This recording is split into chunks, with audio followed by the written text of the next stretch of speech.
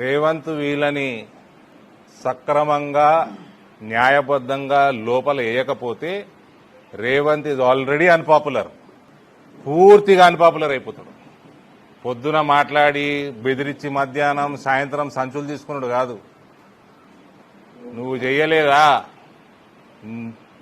మీ party నువ్వు నీ రాజకీయ జీవితం కూడా భూస్థాపితం అవుతుంది. తెలంగాణ సమాజం ఏనాడు కూడా కల్వకుంట్ల కుటుంబానికి క్షమించదు. ఎవడన్నా కడతారా ఎట్లా ప్రాజెక్ట్ ఇనాగ్రేషన్ కాకంటే ముందు కూలిపోయే స్థితికి వస్తుందా? నోటికి అన్నం తింటున్నా ఏం తింటున్నారు కల్వకుంట్లలో. బండి సంజయ్ గారి కంటే ముందు ఈ సిటువానికి రాదు.